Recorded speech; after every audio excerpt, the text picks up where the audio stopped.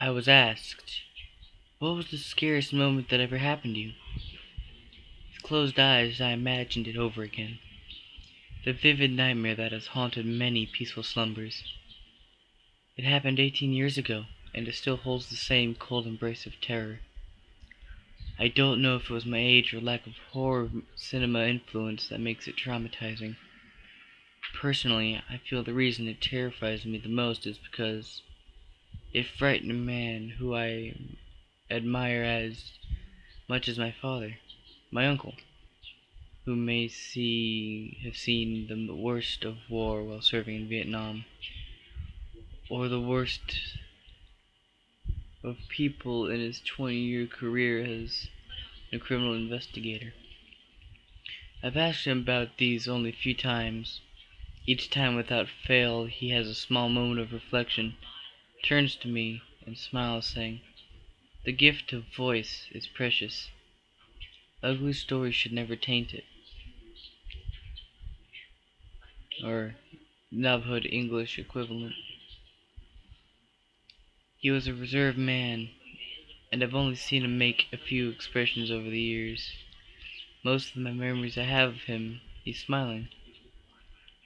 A few when he is irate due to me shaving off half his left eyebrow when he napped, and one memory when he was crying as my family lowered his wife of 30 years to rest.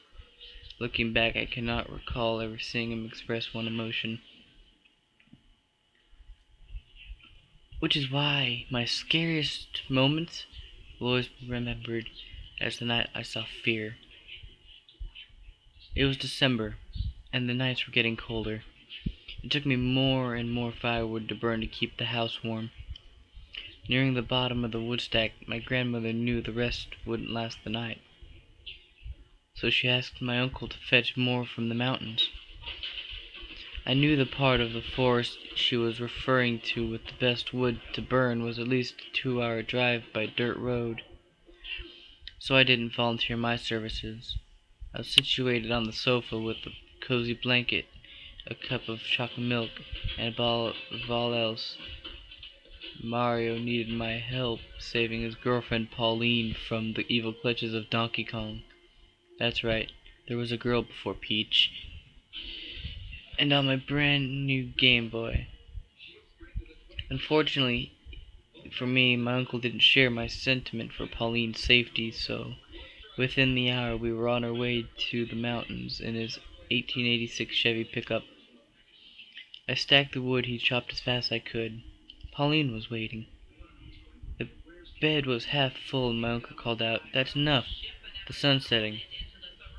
He loaded up the axe and chainsaw while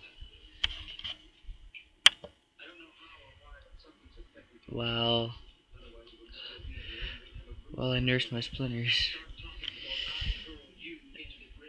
We got out of the truck and he looked to me and said, "Good work." Hearing him say that put my feel-good meter on high. I should have held on to that feeling longer, because for the rest of the night I would feel nothing like it again. The sun had completely gone from the sky halfway back. I remember looking out the window and feeling a kind of peace, watching the silhouette of the trees race by with the pitter-patter of stars twinkling above them. I turned to my uncle, and he watched as he sang quietly along with a country song from the radio. My eyes wandered, and I watched the needle of the speedometer fluctuate on the bright 3.0. In seconds, the radio took away the music and gave only static. My uncle shook his head and turned off the radio. Then immediately I had an awful sense of being watched. My neck hair stood up, and a chill lingered down my spine. Before I could turn, my uncle quickly shouted, "Doda!" Don't. I completely froze.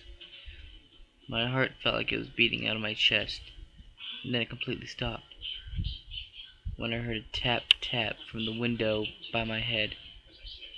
At that moment, I could say is the only time I ever saw fear in my uncle's face. That came from outside my window, I thought, as still watching my uncle as he sped up the truck, loudly praying in Navajo. My mind was racing, so I only caught a few words from his trail. His prayer. Protect us. Evil. It is staring. I wanted to cry. I wanted it to stop. All of these thoughts completely vanished in an instant when the truck dipped suddenly from the bed. It jumped in the back. My uncle looked at me, going back and forth with the road. Look at me and don't turn away, he said, and over and over. Then, like before, tap tap, but this time from the window directly behind me. It was getting harder for me to breathe. I shut my eyes as tight as I could and begged it to go away.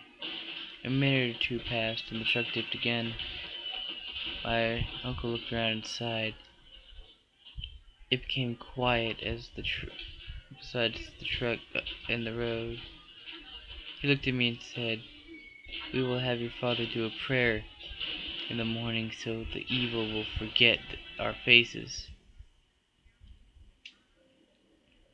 I remember curling up on the seat and just staring at the radio, watching the time, listening to my uncle sing an old prayer until we got back to my grandmother's house. My uncle has never talked about it until now. Flash forward to 18 years. I was asked, "What's the scariest moment that ever happened to you?" I knew exactly what I wanted to write, but one question kept presenting itself as I wrote it. What was it? I called my uncle at his house in Arizona, and after a long conversation, he reluctantly told me. What I saw was a terrified child, and what I saw behind him was evil. I saw only eyes and hair, red eyes, like the back end of a truck in the distance. I'm assuming he meant the brake lights. Those eyes were watching you with evil purpose. I was scared. We talked some more and even joked about it. I asked, "Why didn't you end up hitting the brakes when it was in the bed?" There was no laughter, just a long pause. Because it wasn't alone.